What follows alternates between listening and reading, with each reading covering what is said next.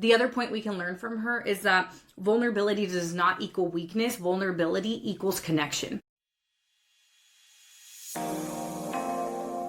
Welcome to the Chingona Revolution podcast, where we will bring out your inner badass Latina, overcome self-doubt, help you gain clarity, and pave your own path, all while leading with courage. I am your host, Latina coach and speaker, Erika Cruz.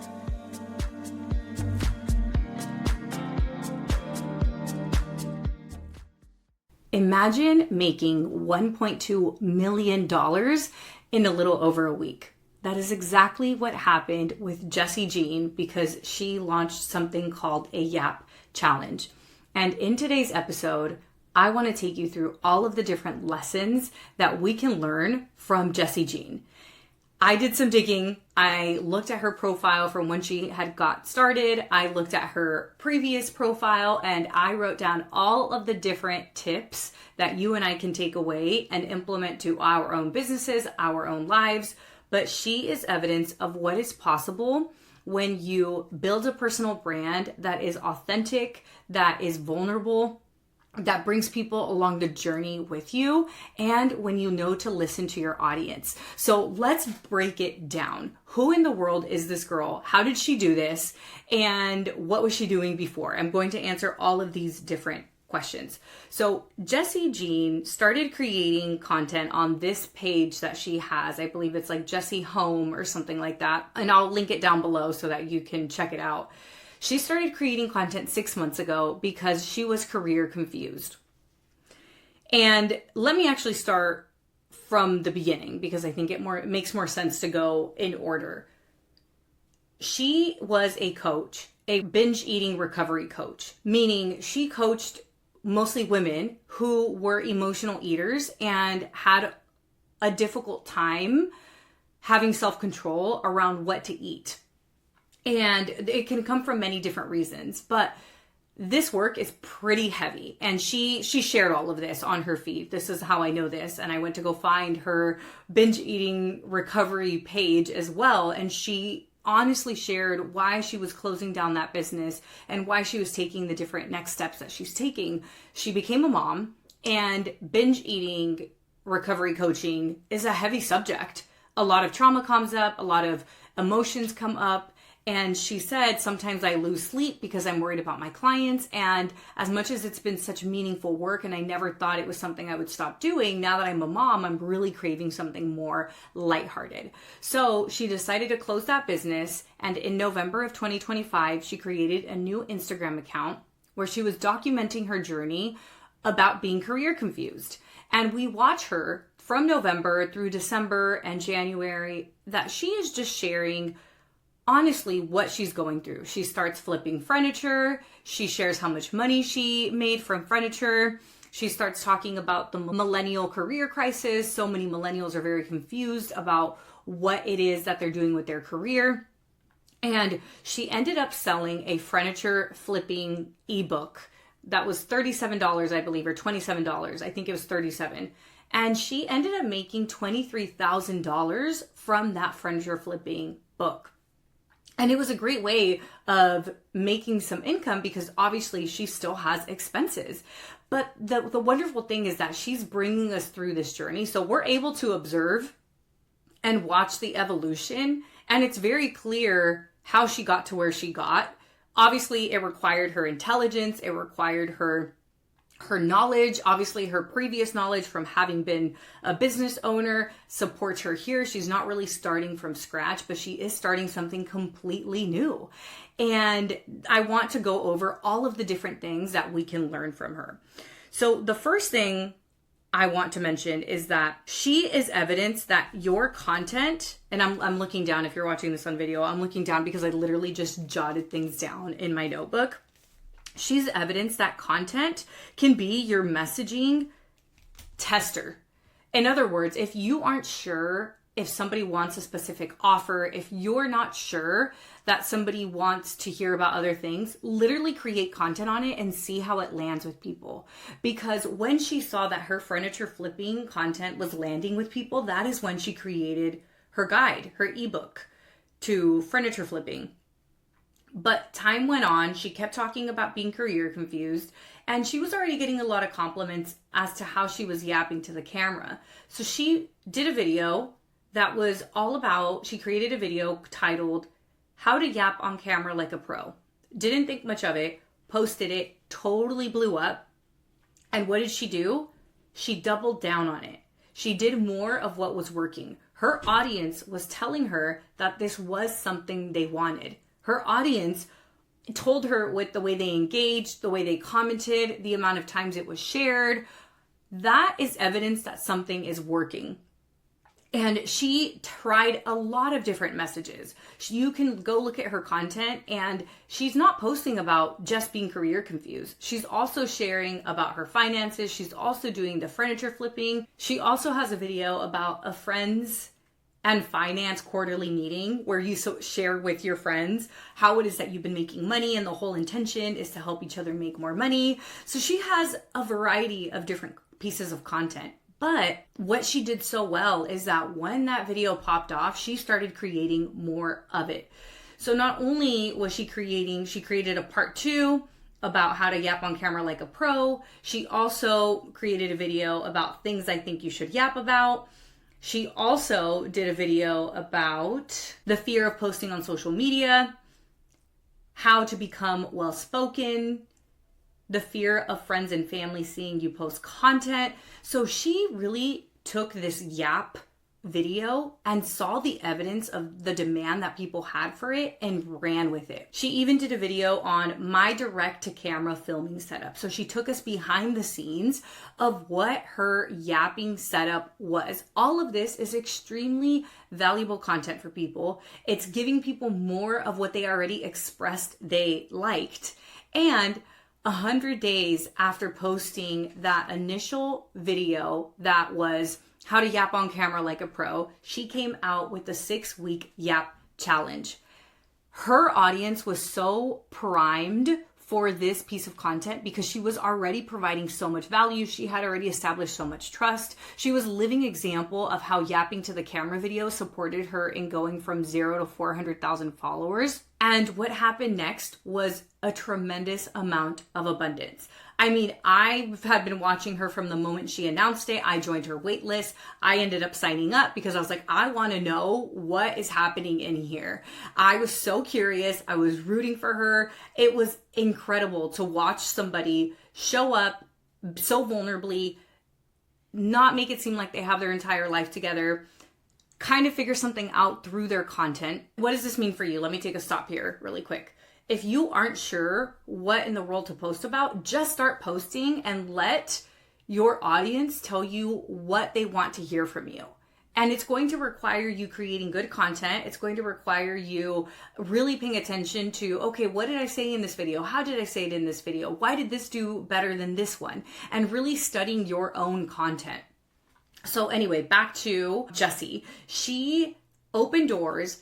I joined the waitlist right away. Actually, she hadn't even opened doors yet whenever I joined the waitlist, and I ended up joining on like the first day. I was like, sold. I want to see how this is. By the way, the product is like I think the doors are closed now, but $299. So it's not a huge investment.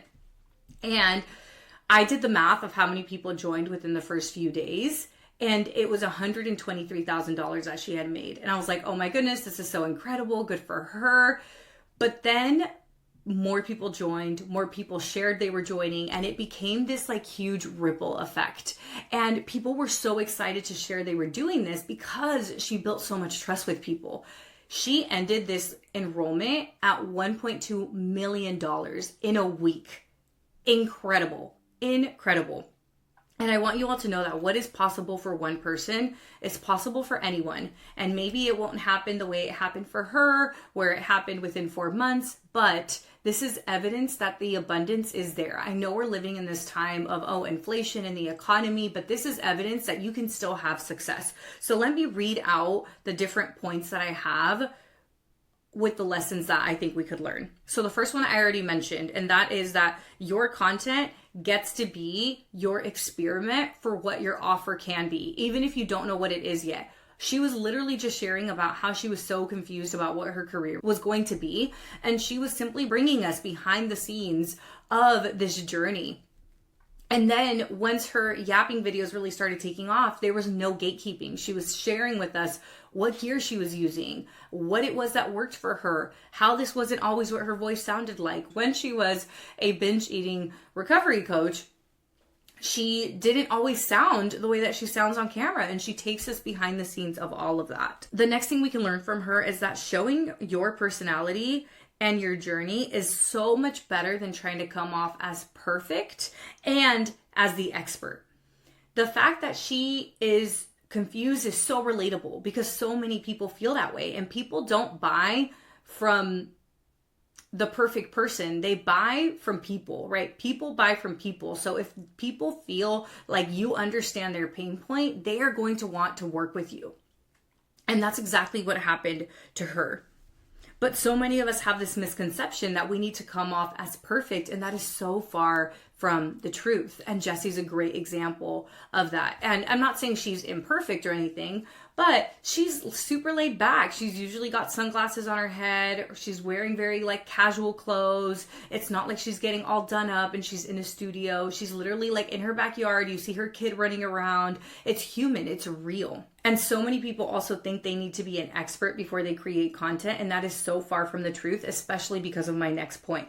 My next point is that you're not supposed to just share educational content, not in the world of AI, because information is available to anybody instantly. Anybody could use AI, they can Google something. Information has never been so easily accessible to us.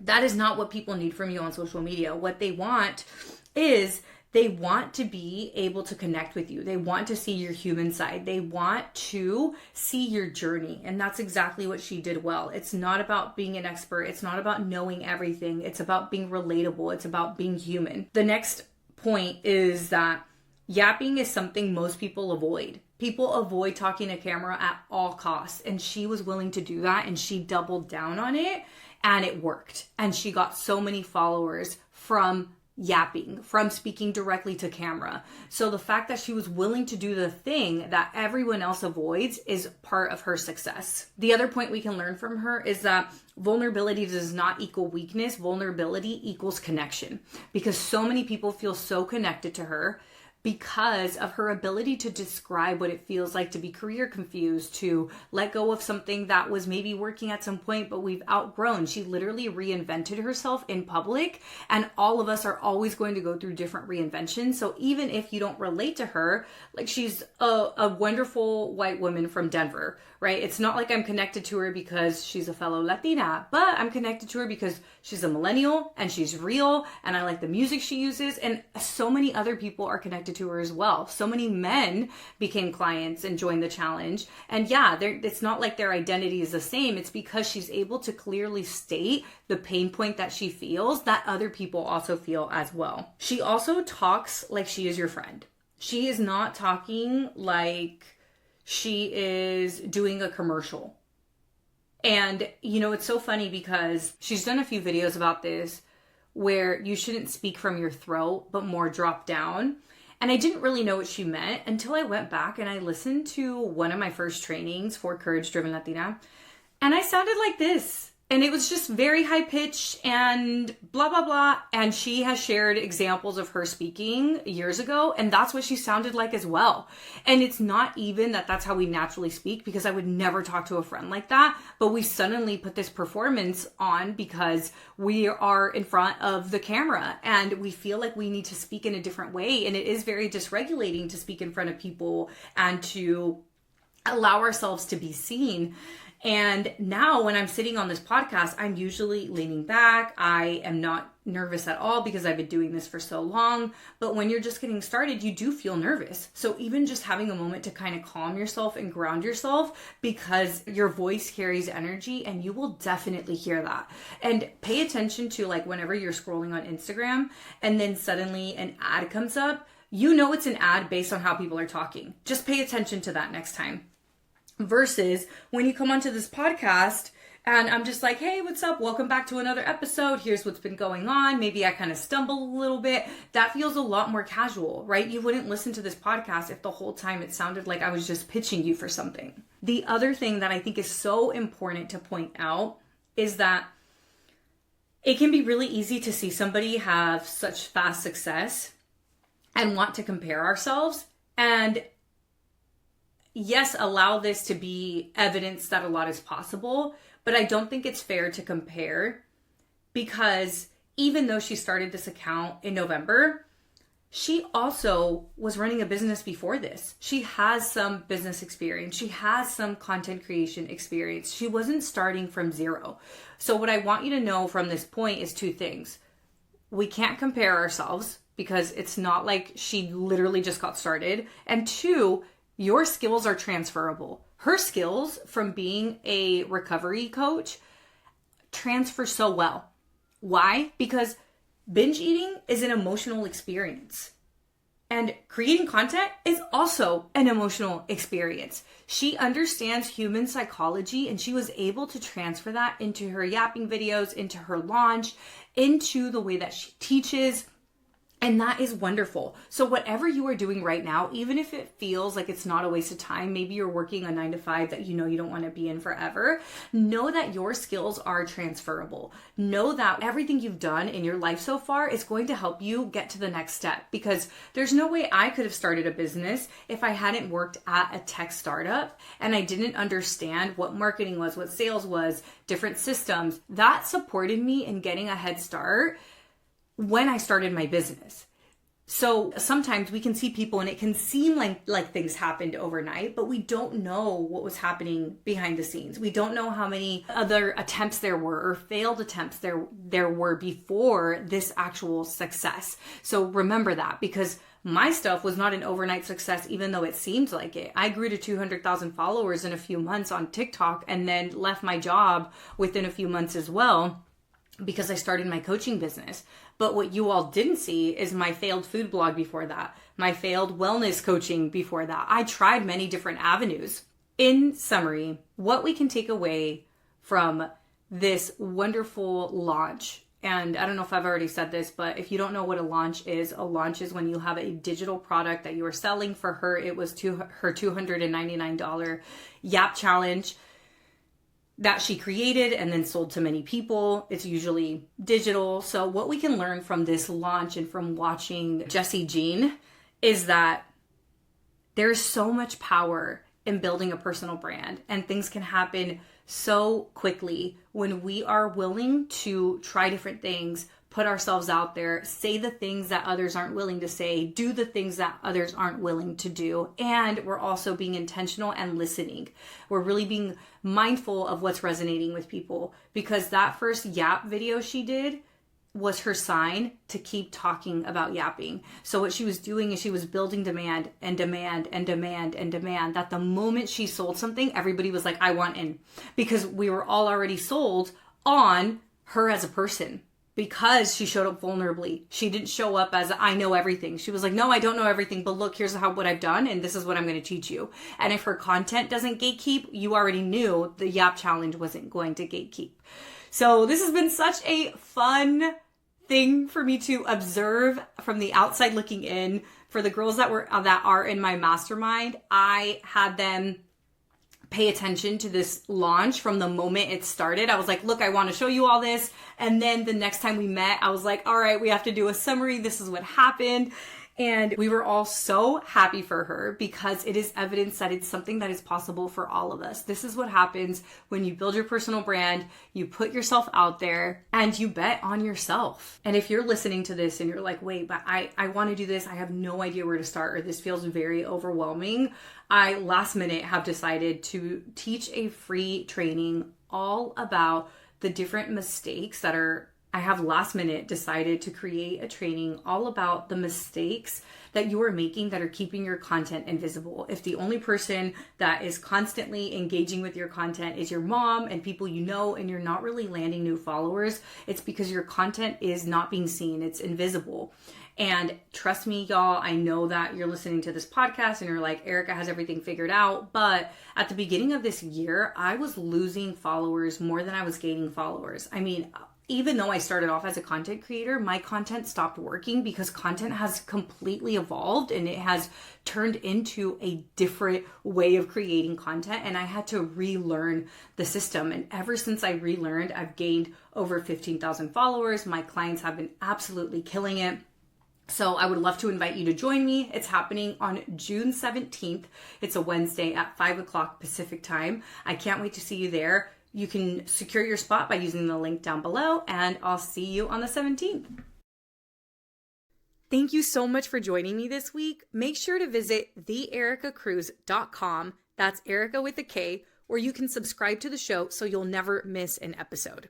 You can help this podcast grow by supporting me with an Apple Podcast rate and review. If you took anything away from this episode, I invite you to take a screenshot and share it on social media so that your favorite badass Latinas can also check it out. Be sure to tag me at the Erika Cruz. That's Erika with a K, because you know I want to see it. If you're ready to join the revolution and be a part of the Courage Driven Latina community, visit couragedrivenlatina.com to get more information and join the waitlist. Thanks again, and I'll see you next week.